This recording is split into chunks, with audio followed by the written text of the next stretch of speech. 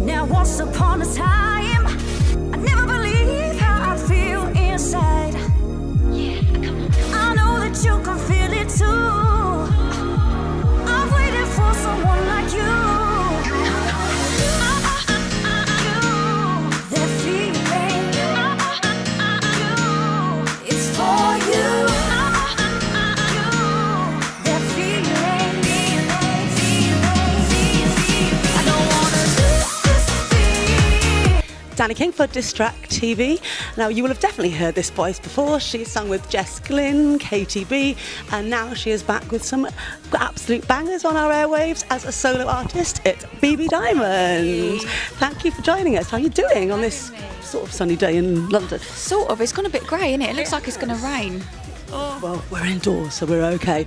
So you have just released Man or Monster. So your first solo music for 2 years. Wow, how is it feeling? It's had a very good response. Oh, it's been amazing. It's weird when you haven't put stuff out for a while. You kind of get like really nervous. It's like having a baby, and you're like, right, are people going to think the baby's ugly, or are they going to think it's really beautiful? Do you know what I mean? It's one of them. Good analogy. But no, it's exciting, and it's actually produced by Shift K3y. So it's like a guy that I've worked with previously on Gone Missing. So it's nice to come back with someone that you've worked with before, because it feels like a little bit of a safety net, and it's nice to collaborate with him again. It's great. And congratulations, you was crowned a Record of the Week by BBC Introducing in Kent, is that right? Yeah. And so does recognition like that kind of help quell any nerves you might have about coming back after so long? Yeah, definitely. I mean, they've been so supportive. Like BBC Introducing have been incredible, actually. Like, whenever I put out a track, they always jump on it, and it's, you know, to have that support is so nice, especially at such an early stage, because you know, you really hope that people can hear your music and discover your music, and obviously BBC Introducing is such a great way of discovering new people, so it's great. And so Man or Monster is about walking away from things that are not good for you anymore, right? Yeah. So is it from a personal perspective? Was it therapeutic writing this? Yeah, definitely. I mean, I always write from like a personal experience or from people that have had that experience, and I kind of draw from their experiences.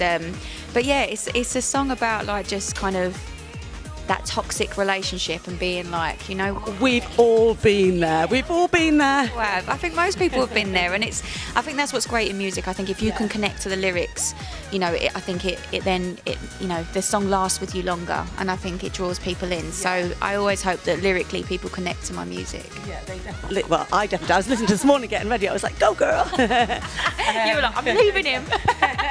Well, I've already left him, babes. There actually isn't a Done.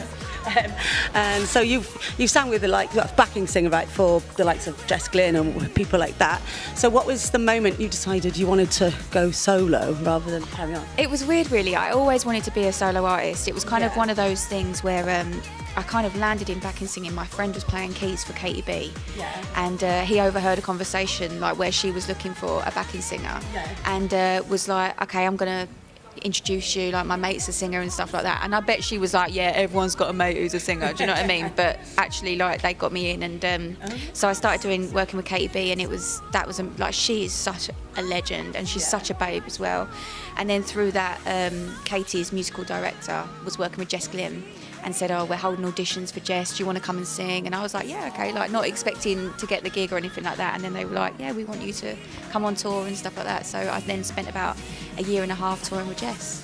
But then why did you decide you want to go it alone? Is it because you saw how much fun it was being the solo singer? Yeah, I mean, I always wanted to, and I think that having that experience of being a step back and being able to see how it all is ran and stuff like that, I think just gave me that urge to go, you know what, this is definitely what I want to do, and it pushed me, and I think it actually made me want to be a better artist, because working with such great artists, you know that you've got to be at the top of your game and stuff like that. So it was such an incredible experience to then go, right, I'm going to go and push forward and do this myself. And they've been so supportive. Like, they were like, go on, girl. You know what I mean? Yeah. That's nice, though. That's good. Girl power.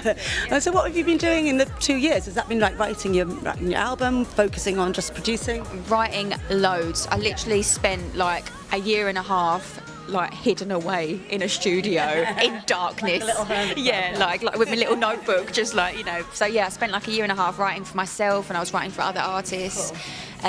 And yeah, I just really wanted to focus on finding my sound, and like, obviously, you know, you grow up and you have loads of different experiences, and you develop as an artist as you go, and I had such great time putting out the music that I had.